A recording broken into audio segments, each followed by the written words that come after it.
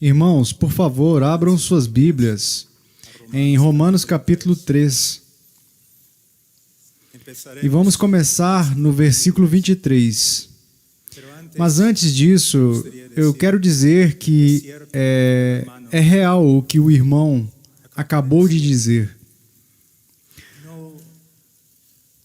Não há homens ou mulheres grandes de Deus. Nunca houve e nunca haverá. Só há homens e mulheres pequenos, débeis, que necessitam de um grande Deus, misericordioso, clemente, abundante em amor. Às vezes pensamos muito sobre os homens. Se um homem caminha com Deus, é apenas pela graça de Deus. Se um homem não comete pecado, é a graça de Deus que o restringe o seu pecado. Toda a glória, toda a honra é a Deus. Nos últimos tempos, o Senhor está óbvio que o Senhor está realizando algo, está levantando pregadores que se preocupam com o verdadeiro Evangelho. Mas nós necessitamos ter muito cuidado para não cometermos um erro muito grande de idolatria. Devemos respeitar os homens e as mulheres que caminham com o Senhor. Mas nós precisamos reconhecer que todas as coisas boas provêm do Pai das luzes. A Ele, nós apreciamos os irmãos, mas nós honramos a Deus. Especialmente agora, aqui, nós estamos neste lindo lugar. É um privilégio para mim estar aqui, neste lugar que há tanto significado e significa tanto para muitas pessoas ao redor do mundo. É um privilégio para mim estar aqui com vocês. De verdade, já se passaram quase 20 anos desde que eu não prego assim em espanhol.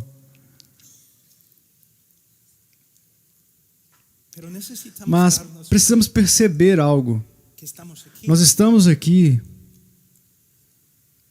para ver mais de Jesus Cristo e mais do seu Evangelho. Irmãos, percebam que, através da história da obra redentora de Deus, houve pessoas mais nobres do que nós. Reis, sábios, profetas, mestres, que buscaram, que desejaram ver o que nós temos visto.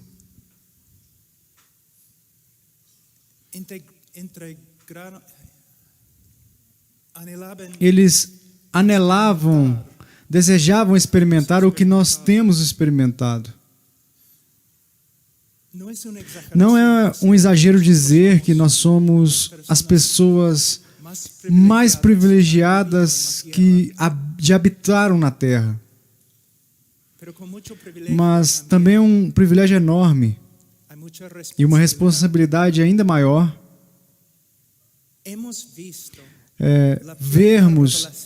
termos visto a revelação completa da glória de Deus na cruz do Calvário.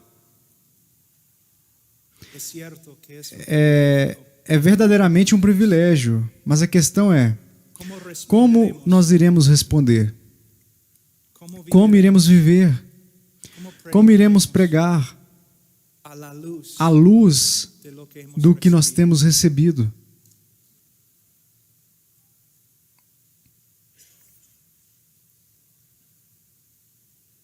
Às vezes, quando eu digo para uma congregação onde eu estou pregando, quando eu vou ensinar sobre o Evangelho, eles me olham tipo, por quê? Nós já conhecemos o Evangelho. Irmãos, nós teremos uma eternidade no céu e ainda assim não seremos capazes de compreender tudo o que o Evangelho é. Nem vamos atingir os pés da montanha, dessa montanha. Um homem pode dedicar toda a sua vida, a cada dia, a cada hora, apenas ao estudo do Evangelho do Senhor Jesus Cristo, e no final da sua vida, mesmo sendo o homem mais talentoso, mais inteligente, mais espiritual, no final da sua vida,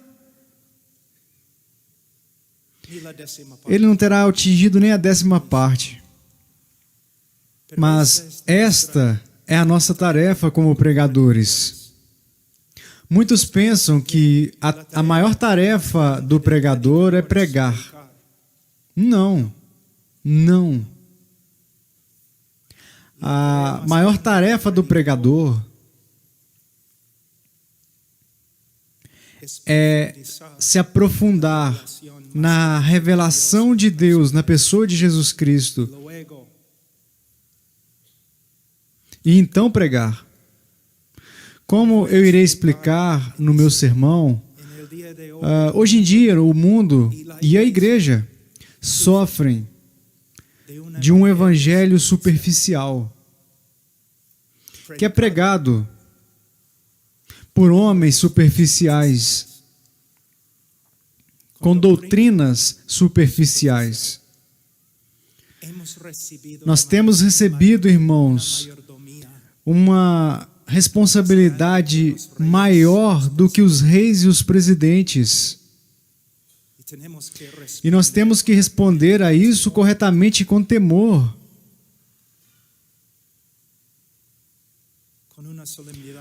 com uma reverência, sabendo que a quem muito é dado, muito será cobrado. Agora, vamos para o capítulo 3 de Romanos, versículo 23. Pois todos pecaram e carecem da glória de Deus, sendo justificados gratuitamente por sua graça, mediante a redenção que há em Cristo Jesus, a quem Deus propôs no seu sangue como propiciação mediante a fé, para manifestar a sua justiça, por ter Deus, na sua tolerância, deixado impunes os pecados anteriormente cometidos, tendo em vista a manifestação da sua justiça no tempo presente, para Ele mesmo ser justo e o justificador daquele que tem fé em Jesus, onde, pois, a jactância foi de todo excluída. Foi de todo excluída. Vamos orar.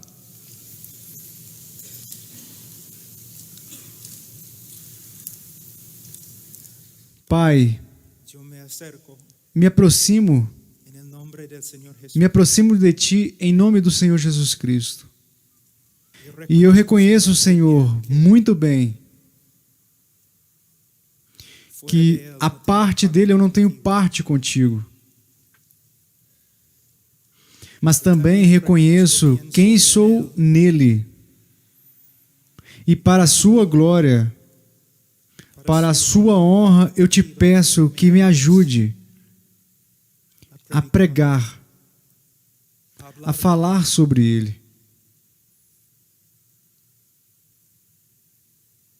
Senhor, mesmo quando eu prego na minha própria língua, quando eu falo sobre isso, os meus sermões são patéticos. Quanto mais eu preciso de Ti. Ó Pai, eu quero apenas que Ele seja glorificado. A Ele. Ao Teu Filho seja a glória. A Ele. Por intermédio de Tua cruz. Em nome de Cristo Jesus. Amém. Antes de começarmos, eu gostaria de saber que horas que eu tenho que terminar. Não tem um relógio aqui. Ok. Você pode gesticular assim para mim? Ok. Porque senão eu vou pregar 5 horas. A palavra evangelho vem de uma palavra grega que significa boas ou gratas notícias. São as melhores notícias. As melhores. Esta mensagem tem preeminência. Não é uma mensagem entre as mensagens, irmãos. É a mensagem acima de todas as mensagens. E o Evangelho, de fato, as boas novas, elas são as boas novas, mas nós precisamos perceber que, para entender as boas novas, nós também temos que entender as más notícias. Esse é o problema hoje em dia. Se amamos os homens, vamos dizer a eles a verdade a respeito da sua condição perante Deus. Se não pregarmos sobre o pecado, se não nos esforçarmos para pregar, biblicamente, a respeito do pecado, é uma das demonstrações mais evidentes que nós amamos só a nós mesmos e não aos outros. Se eu te amo, se eu sou um homem íntegro, se eu sou um médico íntegro, e eu percebo que você tem um câncer, eu tenho que te dar a má notícia, senão eu sou um hipócrita. Eu sou um monstro da iniquidade. Há muitos pastores e pregadores hoje em dia que pregam como pregam porque eles amam a si mesmos e não amam a congregação.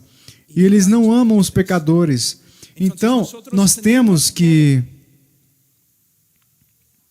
dar lugar à necessidade de explicar aos homens que eles são pecadores. Antigamente os pregadores eram assim.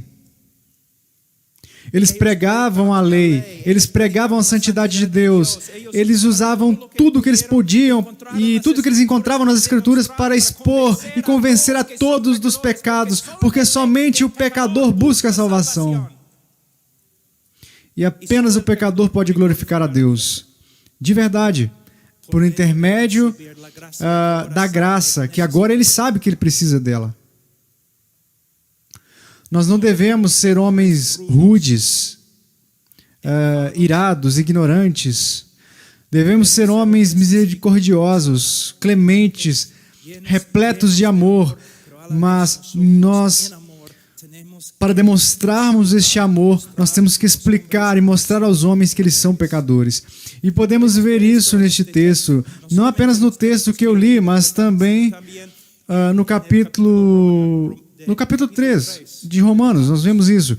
Podemos ver Paulo com o seu intelecto, um intelecto sem precedentes, com uma sabedoria que é de Deus, o apóstolo dos apóstolos, o missionário dos missionários, o teólogo dos teólogos.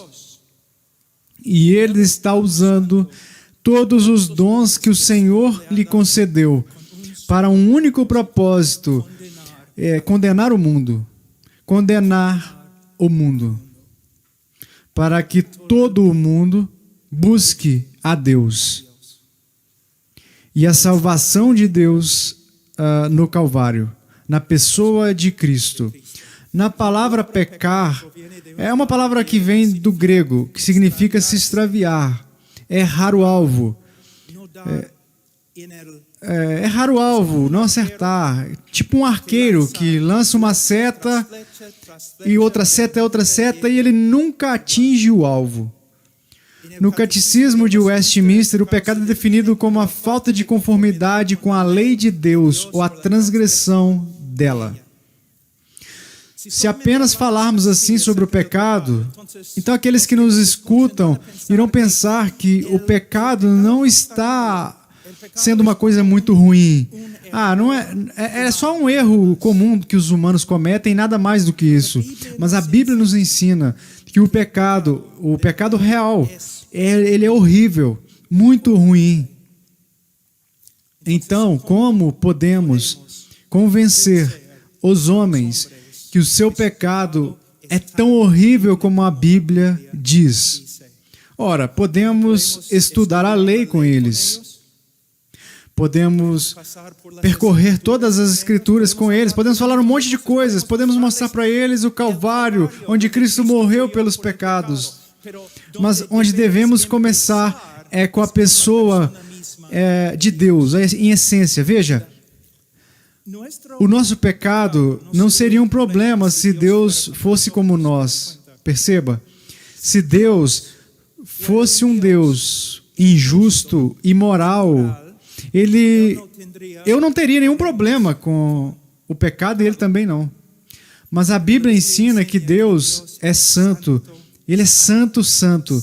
E é apenas na luz da santidade e da justiça de Deus que os homens podem ver como ou quão horrível é o pecado. Então, se você deseja pregar o Evangelho, irmãos, se vocês desejam pregar o Evangelho, vocês têm a obrigação de ensinar quem é Deus. Quando pecamos, não estamos pecando contra um prefeito insignificante de um povoado, de uma vila pequena.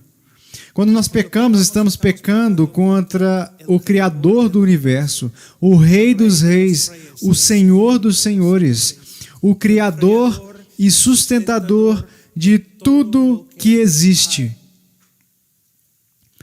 Então, eu vou dar um exemplo, uma ilustração aqui. Durante a criação do mundo, Deus ordenou que as estrelas fossem colocadas em seu lugar no espaço, e todas as estrelas lhe obedeceram.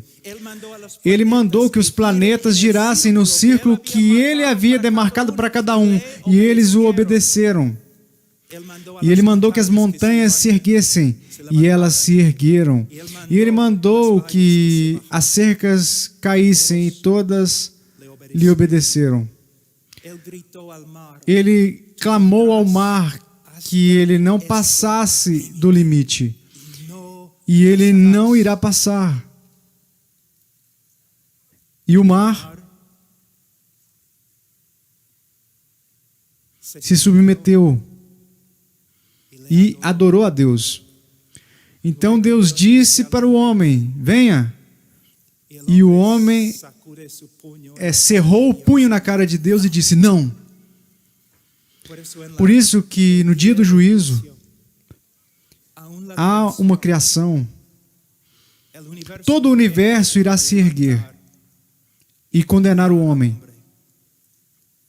por sua desobediência contra um Deus que é merecedor de toda honra, de toda glória.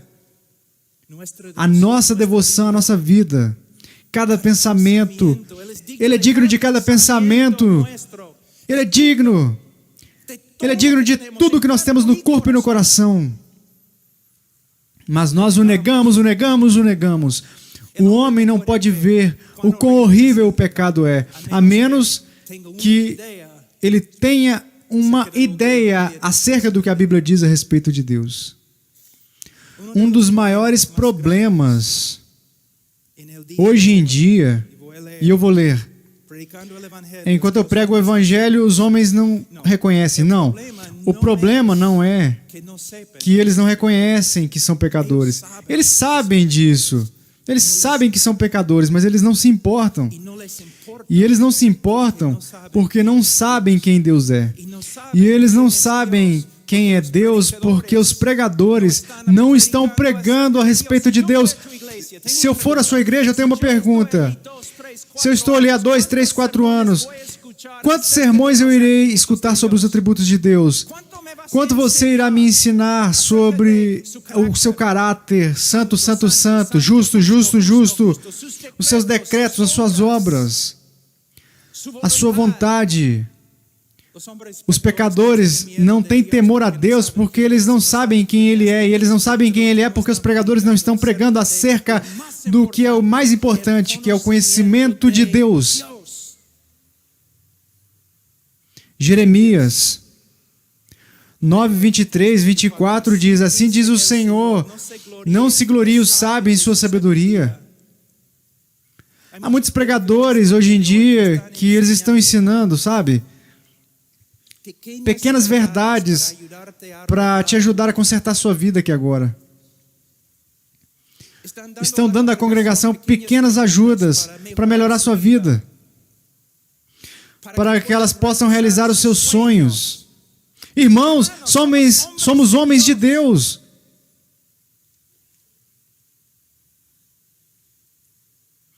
E a nossa principal tarefa é ensinar aos homens quem é Deus. Não se glorie o sábio em sua sabedoria, nem se glorie o forte em sua força, nem o rico em sua riqueza. Mas, se alguém tem de se gloriar, glorie-se nisso, em me conhecer e saber. Me conhecer e saber. Estamos vendo os dois lados de uma verdade um tanto importante. Entender os fatos sobre Deus, entender as verdades bíblicas, doutrinas, as doutrinas de Deus, mas não apenas entender o que a Bíblia ensina sobre Deus, mas conhecer a Deus. Em um relacionamento, em nosso tempo devocional. O médico sabe muito mais sobre como a minha esposa funciona do que eu. Ele sabe muito mais sobre fatos do corpo que eu sei. Ele sabe, ele é um médico, mas ele não conhece a minha esposa. Da mesma forma.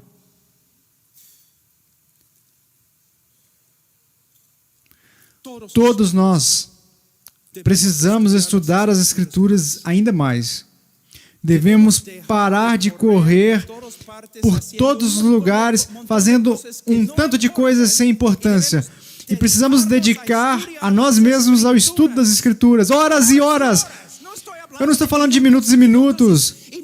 Eu não estou falando apenas para preparar um sermão.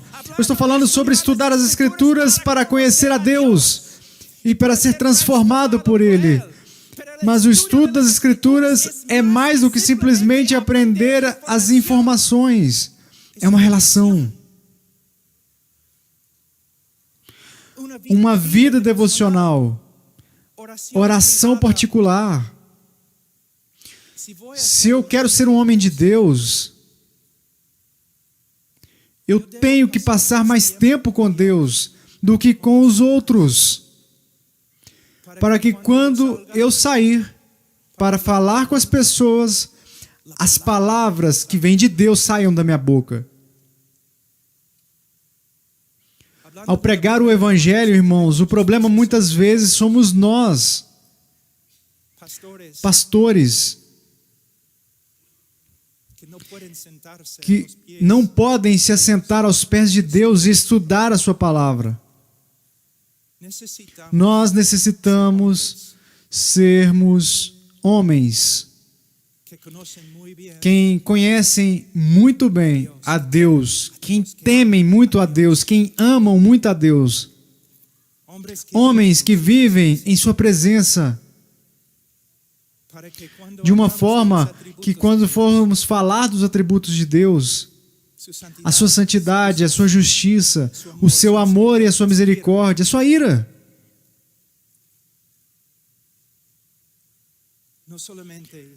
que não sejamos apenas como um papagaio que fala coisas que já ouviu por aí, mas que venham verdades que fazem parte de nós mesmos. Irmãos, vocês podem aprender como pregar o Evangelho melhor através dessa conferência, mas isso não significa que vocês vão ser homens de Deus. O homem de Deus passa muito tempo nas Escrituras e de joelho com Deus.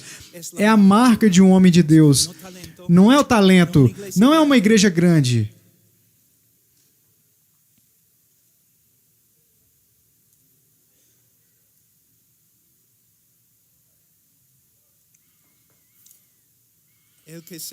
Aquele que se gloriar, glorie-se nisso, em me conhecer e saber que eu sou o Senhor e faço misericórdia e justiça na terra, porque essas coisas me apraz. Assim diz o Senhor. A sua maior ambição tem que ser, se você quiser ser um pregador do Evangelho, a sua maior ambição precisa ser o conhecimento de Deus.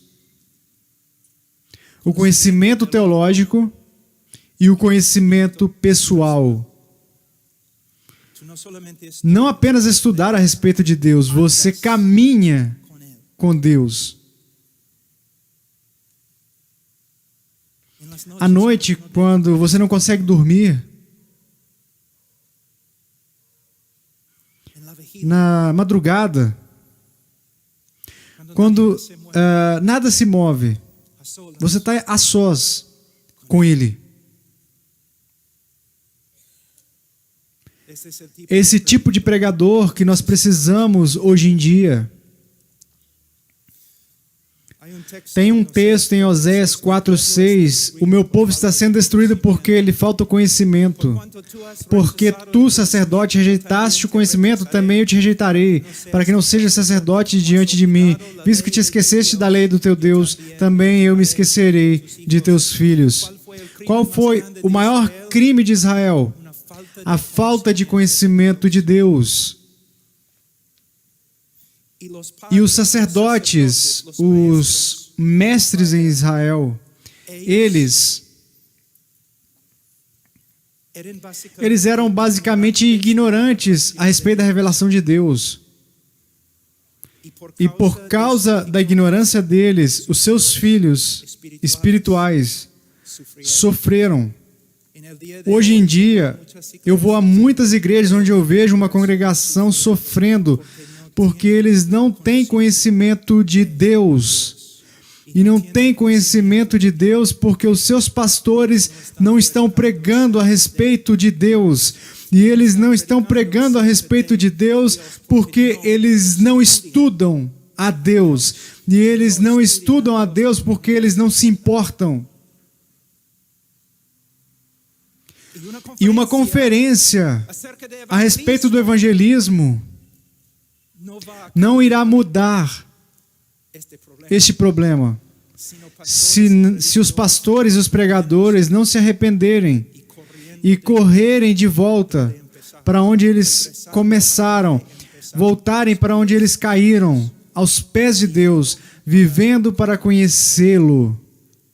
1 Coríntios 15:34, um texto que é um tanto importante, mas muitas vezes passa despercebido. 1 Coríntios 15:34, tornai-vos a sobriedade como é justo, e não pequeis, porque alguns ainda não têm conhecimento de Deus. Isso digo para vergonha vossa. Vocês estão vendo o que Paulo está dizendo aqui? Ele está dizendo o seguinte: há uma relação direta entre a falta de conhecimento de Deus, e a moralidade de uma congregação.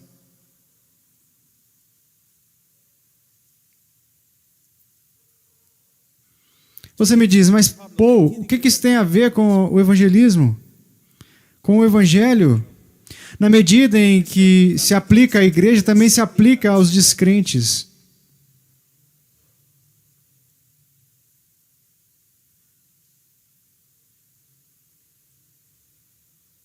Quando não há o conhecimento bíblico de Deus, os homens irão criar o seu próprio Deus. E esse Deus que eles acreditam não é nada mais e nada menos do que um reflexo deles. Então eles não têm medo do dia do julgamento, porque o Deus que eles esperam é exatamente como eles.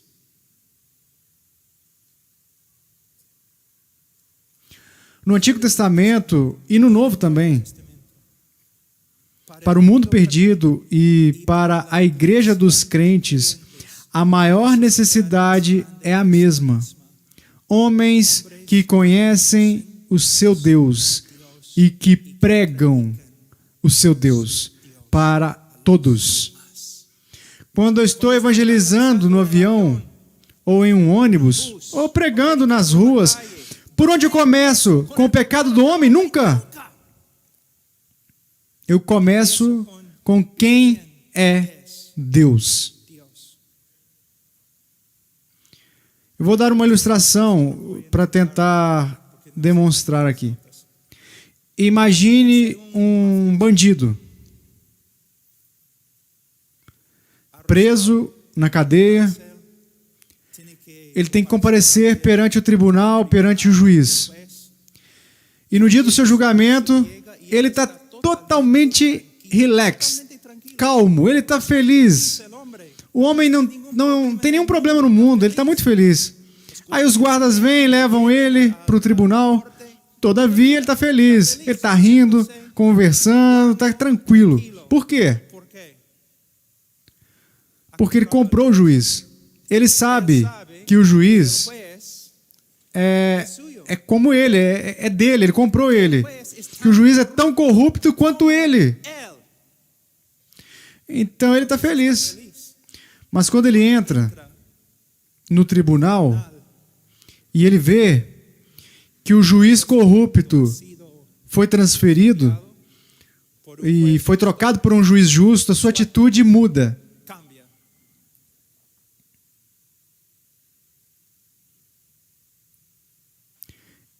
Este é o trabalho do pregador.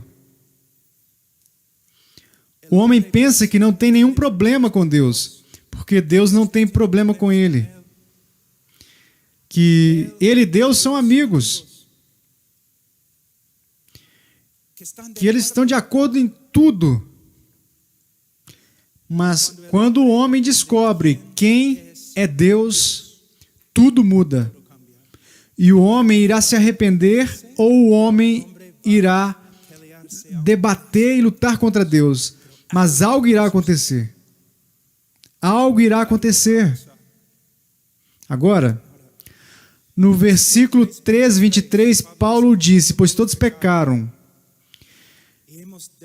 E temos demonstrado que ninguém consegue entender essa luz, exceto a luz dos atributos de Deus. Então, pastores, pregadores, evangelistas, dediquem-se a pregar os atributos de Deus. Mas ele também diz aqui, e carecem da glória de Deus. Se você estudar a história de interpretação em relação a esse texto, você vai ver uma evolução tanto interessante que vai ocorrendo de acordo com as ideias da nossa cultura. Hoje em dia, quando alguém lê esse texto, que carece da glória de Deus, principalmente os evangelistas continuam dizendo que Deus tem um plano maravilhoso para você. E que Ele não pode realizar esse plano na sua vida porque você não quer. Deus tem tantos sonhos para você. Ele quer fazer tantas coisas fofas. Ele quer cumprir seus desejos e suas ganâncias. Deus, Ele quer trabalhar na sua vida, mas você não quer, você está rejeitando. O texto não tem nada a ver com isso, irmãos. O texto precisa ser interpretado à luz da carta aos Romanos, especialmente, veja o capítulo 1. Capítulo 1, versículo 21. Pois, porquanto tendo conhecimento de Deus, não glorificaram como Deus, nem lhe deram graças, antes se tornaram nulos em seus próprios raciocínios, obscurecendo-lhes o coração insensato.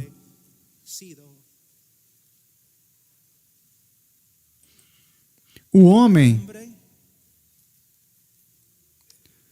foi criado não para realizar os seus sonhos humanistas e carnais, seus sonhos pessoais.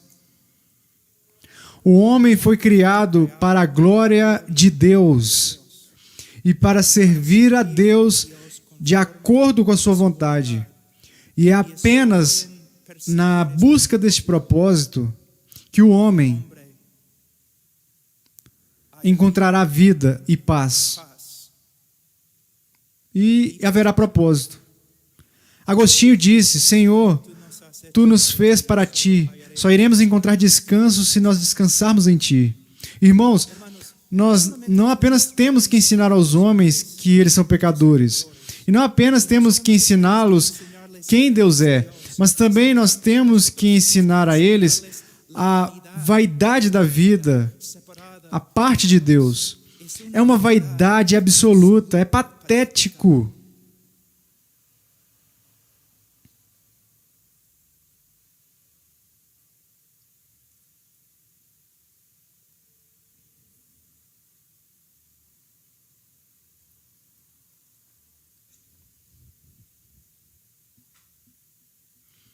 Às vezes, quando eu estou pregando, dessa forma, as pessoas dizem, ora, este homem, ele fala tanto de pecado, sempre assim. Falar da vaidade da vida, para que isso? Sempre. Por quê? Eu tenho pregado há muitos anos, 35 anos. Eu também tenho seguido o exemplo de homens através da história da igreja. E eu sei que se você vai ser um evangelista, é a sua tarefa expor o pecado do homem e expor a vaidade da sua vida. Não para deixá-los ali sem esperança, mas para que ele enxergue que a sua única esperança é a graça de Deus, que foi comprada por Jesus Cristo. Quando eu vou a um lugar, se eu estou pregando aqui, ou numa rua, ou numa universidade, a minha obra principal é acabar com a festa. Essa é a minha obra principal. Para mostrar a todos a verdadeira vida. A verdadeira vida. A minha mãe morreu com câncer. Uma cristã muito fiel, mas também obstinada, praticamente como uma latina, muito obstinada.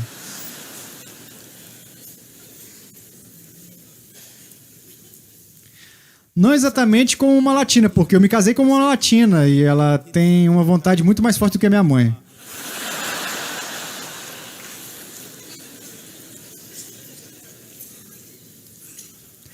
Mas o médico, às vezes há médicos que não são bons, que não se preocupam com os seus pacientes, mas este médico era diferente, de verdade, ele se importava com a minha mãe.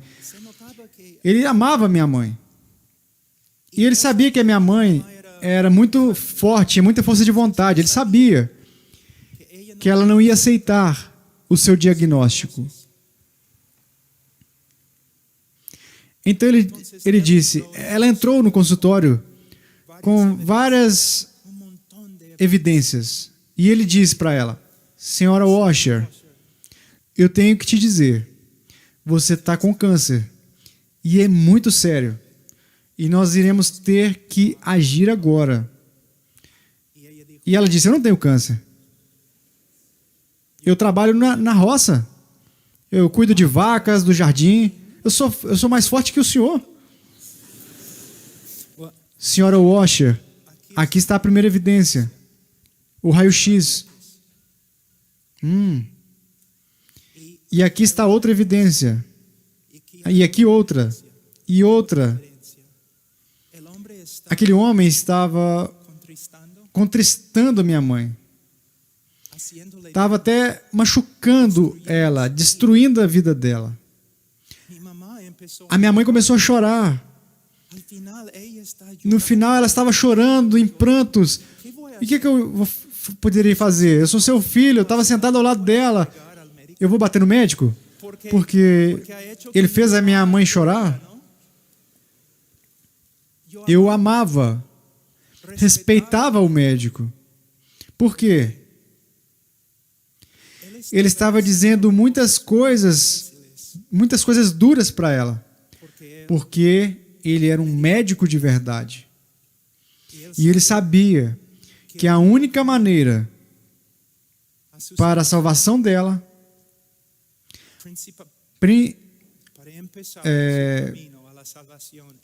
para iniciar o seu caminho para a salvação, ela tinha que admitir que ela estava morrendo. Da mesma forma, quando eu prego aos homens, principalmente na rua, eu não vou ser rude ou irado com eles, mas aos poucos eu vou apresentando as evidências, eu vou destruindo os argumentos. rompendo, cortando aquilo que o isola. E eles começam a ver a coroa e que eles estão perdidos. E eles dizem, minha vida não tem sentido. E às vezes, irmãos, horas, às vezes dias, às vezes meses, com uma pessoa, até que ele enxergue. Esta é a obra do evangelista, a verdadeira pregação do evangelho. Mas eu também tenho que dizer algo. Hoje em dia também, eu vejo muitos pregadores que quando eles pregam a respeito do pecado do homem, quando eles chamam os homens de pecadores, eles não fazem isso com amor no coração. Eles não fazem isso com lágrimas. Eles não fazem isso com o coração contristado. Não. Eles fazem com orgulho, irados, endurecidos. São terríveis. Quando Jonathan, Whitefield pregavam, lágrimas após lágrimas escorriam, rogando para que os homens reconhecessem os seus pecados e voltassem, se convertessem para Deus por intermédio de Cristo.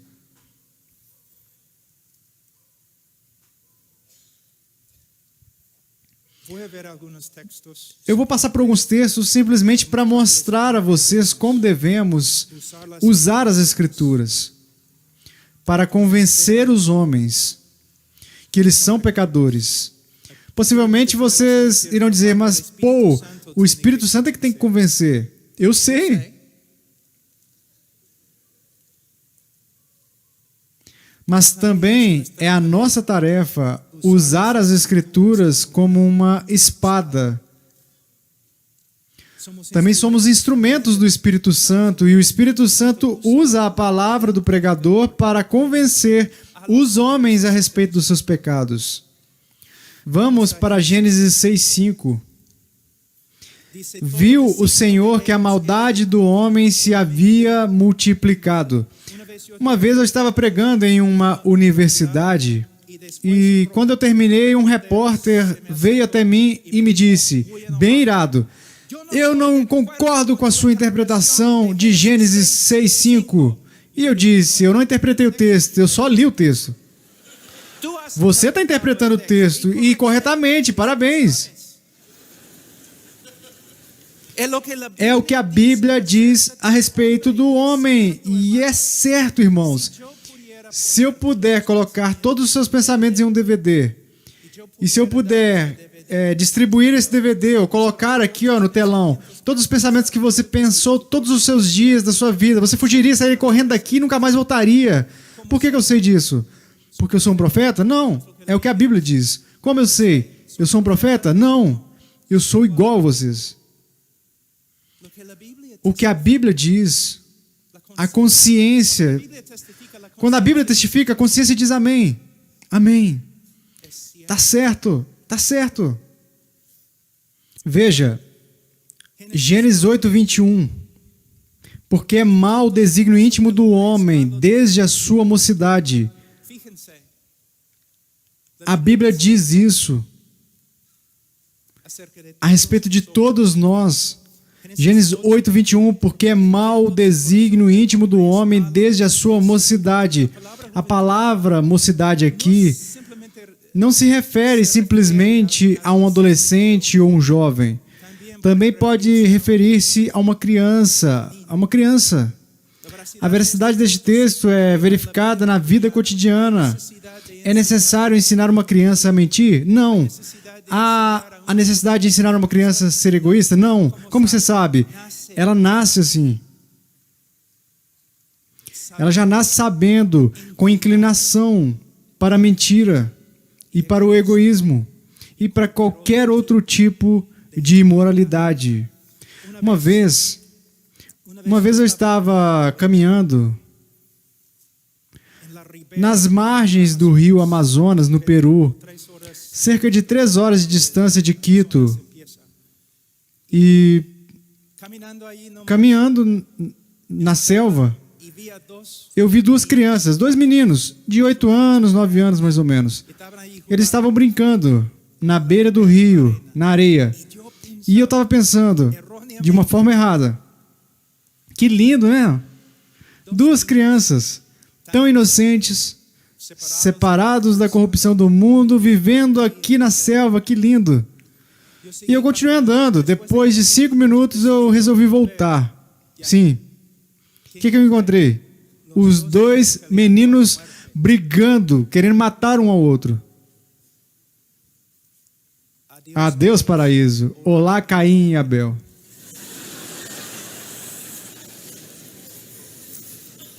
Imagine uma criança pequenininha. E você coloca ela num quarto com os melhores brinquedos do mundo, os melhores brinquedos que existem. E você dá e traz para ele até que ele encontra um brinquedo que ele não gosta. E ele joga o brinquedo e você traz de volta. E ele joga e você traz de volta para ele. Como que você pode mudar a atitude da criança a respeito do brinquedo que ele odeia? Você só tem que trazer outra criança. E sentar essa outra criança na frente do primeiro menino e colocar nos seus braços o brinquedo que ele está odiando. Que vai passar e vai acontecer ali a Terceira Guerra Mundial. Irmãos, toda a história, toda a literatura secular e clássica, toda a filosofia, por suposto, a consciência, as escrituras, os jornais de hoje em dia testificam que o homem é um pecador. Mas nenhum homem não é um pecador porque peca. Ele peca porque é pecador, por natureza. O texto clássico é Salmo 51:5, que em iniquidade minha mãe me concebeu. Agora, mais uma ilustração e vamos usar o restante do tempo para a resposta de Deus a respeito do pecado. Em Isaías 64:6, a Bíblia diz: mas todos nós somos como um imundo e todas as nossas justiças como trapo da imundícia. Todos nós murchamos como uma folha e as nossas iniquidades como um vento nos arrebatam. Eu tenho trabalhado com leprosos. A lepra é uma doença muito séria. Digamos que temos um leproso com nós aqui hoje. Sentimos o fedor, podemos ver as feridas, o pus, o sangue saindo do seu corpo. É uma cena que nem os mais fortes conseguem suportar. É uma coisa horrível, irmãos. Mas digamos que nós decidimos ajudar esse leproso. Então, enviamos uma pessoa e ele vai a um lugar bem fino aqui em Los Angeles e compra uma roupa de seda muita requintada, um tecido de seda muito requintado. E a gente envolve esse leproso com esse tecido por um segundo. Parece lindo. Mas o que vai acontecer? A corrupção do seu corpo irá sangrar por intermédio daquele pano. E aquele pano vai ficar tão corrompido e sujo quanto aquele homem está de sangue. Porque é assim que o homem não sabe como ser salvo por suas obras. Porque as suas obras vêm de uma natureza corrupta.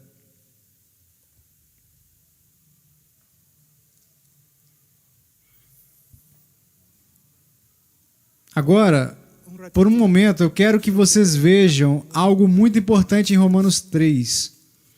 O apóstolo Paulo, no capítulo 3, versículo 10, do 10 ao 20. Se você fizer uma aula de evangelismo comigo, vamos gastar muito tempo neste texto, por quê? Esta é a conclusão de tudo o que Paulo escreveu. Aqui podemos ver a estratégia de Paulo ao tratar o pecado dos homens. Foi usado diversos argumentos, mas agora já que também não era só falar dos gentios, mas também ele estava falando de quem? Dos judeus. E ele vai terminar com diversos textos das Escrituras, texto após texto após texto. E eu faço o mesmo quando eu evangelismo. Com uma congregação ou com uma pessoa, texto após texto após texto. Até que por intermédio das Escrituras e do poder do Espírito Santo que se manifesta por meio das Escrituras, o homem possa enxergar o seu pecado. Não há justo, nenhum sequer. Não há quem entenda, não há quem busque a Deus. Todos se extraviaram, a uma se fizeram inúteis. Ele está destruindo, com cada texto, os argumentos dos judeus. Todos se extraviaram, a uma se fizeram inúteis. Não há quem faça o bem, não há nenhum sequer. E ele continua, um versículo após o outro. E no final, ele chega no versículo 19 e ele diz, ora, sabemos que tudo o que a lei diz aos que vivem na lei. O propósito de Paulo, na sua pregação do Evangelho, o seu primeiro propósito, para que se cale toda a boca e todo mundo seja culpável perante Deus. O propósito de Paulo pregando sobre o pecado do pecador, o seu propósito, o seu fim, termina na condenação de todos.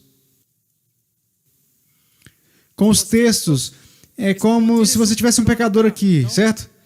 E com os textos, você vai cercando ele com barras para ele não escapar. Você vai enjaulando ele em todos os lados. Você vai cimentando o piso para que o pecador não possa fazer nada, exceto olhar para cima.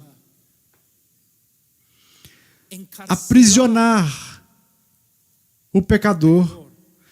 E mais uma vez, eu repito, se você vai trabalhar com uma faca, você tem que fazer isso com muito cuidado, com muita sabedoria e com muita afeição. Mas, ao mesmo tempo, você tem que fazer isso. E prender o homem para que ele não tenha nenhuma esperança.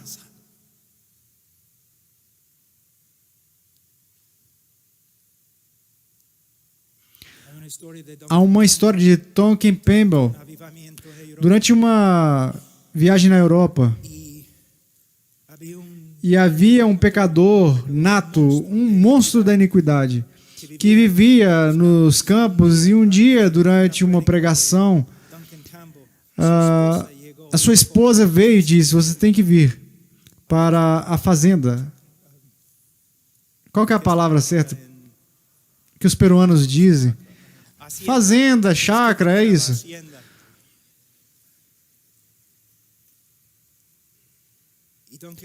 Então ele perguntou, por quê? Meu esposo, algo aconteceu comigo, meu esposo. Então ele chegou e nas casas antigas nos Estados Unidos e também na Europa, há portas do lado de fora que levam para o sótão. E geralmente são grandes. E você abre as portas dessa forma. E você consegue olhar lá dentro do porão. Você consegue ver o alicerce da casa. E o homem estava ali, agarrado em uma daquelas colunas. Ele estava gritando. Não, o Espírito Santo estava trabalhando. E ele estava ali gritando, segurando aquela coluna, dizendo, eu sou pecador, eu sou um pecador. O inferno está se abrindo, eu vou morrer, eu vou morrer. A sua esposa olhou e olhou para ele. Vamos deixar para ele cozinhar mais um pouquinho.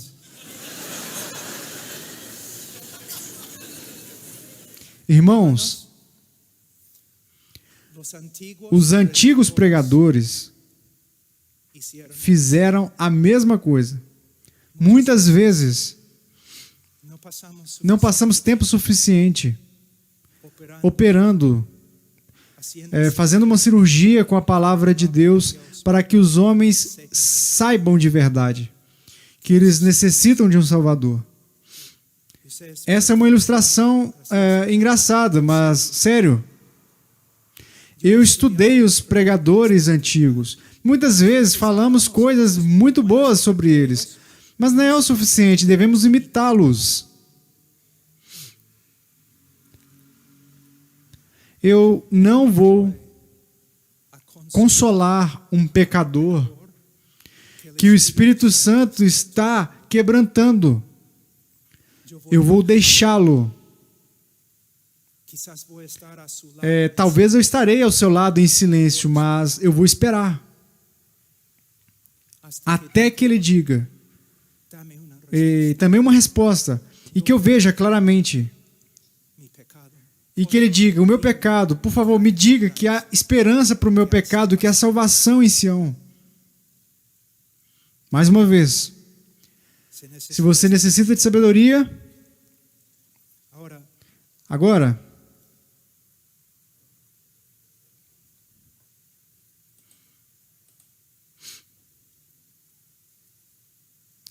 o tempo está voando. Então, quanto tempo eu ainda tenho? 10 minutos. Agora vamos ver algo da resposta de Deus para o eventual pecador. Hoje em dia, é muito popular dizer que Deus ama o pecador e que Deus odeia o pecado, mas Ele ama o pecador. Eu quero dizer a vocês que esta frase, dentro dessa frase, há uma verdade. Deus ama o pecador. E se você deixar de crer que Deus ama o pecador, então, por favor, também deixe o ministério. Deus ama o pecador, mas ao mesmo tempo, se nós expomos de uma maneira correta o texto, se conseguimos comunicar algumas coisas que não são verdadeiras, que Deus simplesmente ama o pecador e que seu problema não é com o pecador, mas com o pecado, e a Bíblia ensina o contrário. Agora, veja, Salmo 5, 4, 6. Pois tu não és Deus que se agrade com a iniquidade, e contigo não subsiste o mal. Os arrogantes não permanecerão à tua vista. Aborreces a todos os que praticam a iniquidade. Veja isso. Ele aborrece a todos os que praticam a iniquidade. Tu destróis os que proferem mentira. Ele não destrói a falsidade, ele destrói os que proferem mentira. O Senhor abomina ao sanguinário e ao fraudulento. Ele não diz aqui que Deus simplesmente odeia o ato do assassinato, mas Deus odeia o assassino. Salmo 7, 11 a 13. Deus é justo juiz, Deus que sente indignação todos os dias. Quantas vezes eu escutei evangelistas diante de uma congregação, em uma campanha, dizendo o seguinte: o que eu quero que vocês compreendam primeiro é que Deus não está irado com vocês.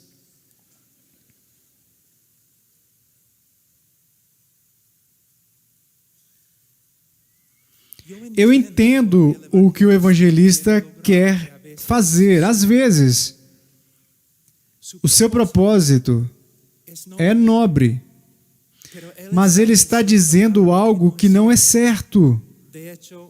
De fato, a Bíblia ensina o contrário. Diz, 12, se o homem não se converter, afiará Deus a sua espada. Já armou o arco, tem-no pronto. Para ele preparou já instrumentos de morte, preparou suas setas inflamadas. Em hebraico, se você quiser dar ênfase a algo, você repete. Aqui, ele vem com uma frase após a outra para explicar que Deus não apenas está irado com o pecador, mas Deus irá Deus irá agir conforme a sua ira. É o que é chamado nas Escrituras de vingança. Agora, quando eu leio textos assim em uma congregação normal, numa congregação evangélica, quando eu dou ênfase ao ódio, à ira de Deus, não apenas contra o pecado, mas também contra o pecador, normalmente as pessoas respondem assim, primeiramente, mas Deus é amor. Deus é amor e por isso Ele não pode odiar. A minha resposta é, Deus é amor.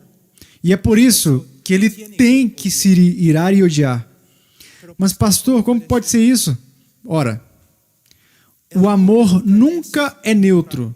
Ele não pode ser neutro. Se eu amo os judeus,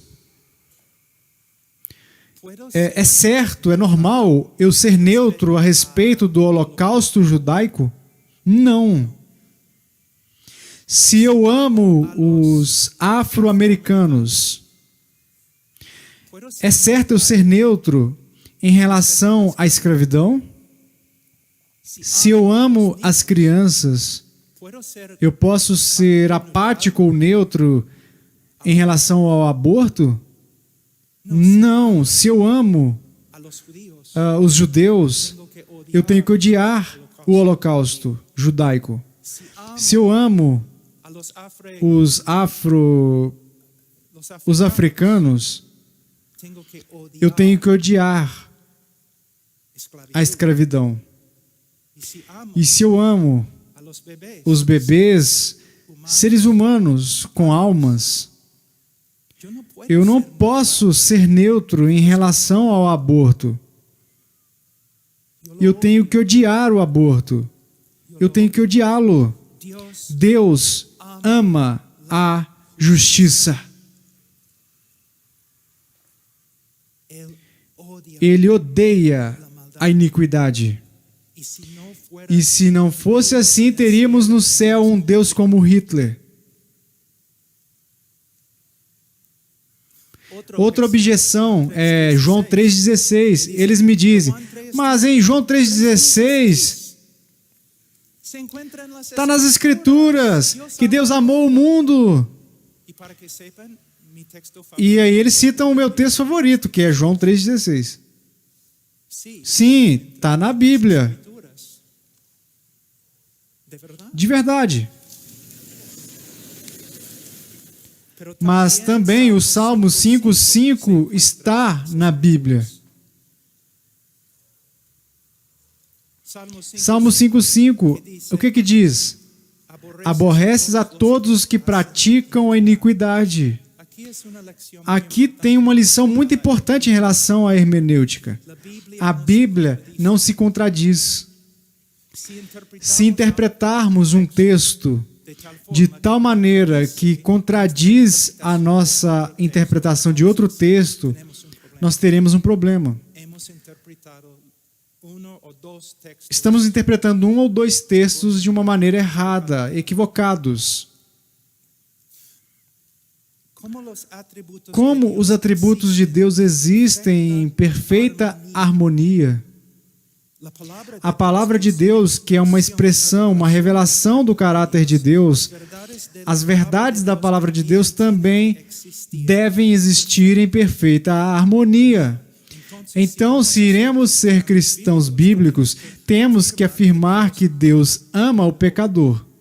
E, ao mesmo tempo, temos que afirmar que há uma forma que o ódio e a ira de Deus repousa sobre o pecador. Às vezes, eu já escutei evangelistas dizendo o seguinte, em vez de ser justo com você, Deus tem sido misericordioso. É por isso que devemos ensinar lógica aos nossos filhos. Porque uma pessoa que diz uma coisa dessas está dizendo o seguinte, que o amor de Deus é injusto. Se você disser, em vez de ser justo com você, Deus tem sido misericordioso com você, então você está dizendo que a sua misericórdia é uma contradição da sua justiça. Deus não pode mostrar o seu amor por causa da sua justiça, por causa da sua santidade. Ele é um Deus perfeito e os seus atributos existem em uma perfeita harmonia. Então diz, eu queria mostrar a vocês 2 versículos para terminar e dar respaldo ao que eu estou dizendo. O mesmo João 3,16 também. Tem também o João 3,18. Quem crê no Filho não está condenado, mas aquele que não crê já está condenado, porque não crê no nome do Filho unigênito de Deus. Deus ama o mundo. João 3,16. E Deus condena a todos aqueles que não creem no seu Filho. Versículo 36. Aquele que crê no Filho tem a vida eterna, mas quem não obedece ao seu Filho não verá a vida, mas a ira de Deus permanece sobre ele. A questão é, como nós podemos conciliar essas 2 verdades? Sempre quando a mente humana tenta reconciliar certas verdades, há limitações. Mas nós podemos alcançar conclusões bíblicas. E eu vou dar uma ilustração. No mundo, hoje em dia, o amor de Deus é revelado por meio do que Deus fez por intermédio do seu Filho Jesus Cristo, porque Ele amou ao mundo de tal maneira que deu seu Filho unigênito para que todo aquele que nele crê não pereça, mas tenha a vida eterna. E o amor de Deus é manifestado a todos os homens através da obra redentora de Cristo. Mas o que nós precisamos enxergar é o seguinte: imagine, o amor de Deus, ou a natureza de Deus, é de tal qualidade, há tanta glória, infinita glória, vai além da nossa compreensão, de que Ele ainda pode amar os objetos da sua ira. E com uma mão, hoje em dia, através da história, com uma mão, Deus está restringindo sua ira. Assim, ó. E com a outra mão, Deus está chamando os homens que venham, que venham, que venham. Mas um dia, na vida de cada um, e um dia, na segunda vinda do nosso Senhor Jesus Cristo, Deus irá retirar o seu chamado. E Ele não vai chamar mais. E Deus irá retirar a sua mão. E não irá restringir mais a sua ira. E todo o mundo descrente será inundado, consumido pela ira de Deus. E nós somos pregadores desta mensagem. Uma mensagem tão solene. As pessoas às vezes me criticam e me perguntam: pô, você sempre anda com tanta solenidade, sempre que está pregando, você é sempre tão sério. É porque, irmãos, é sério.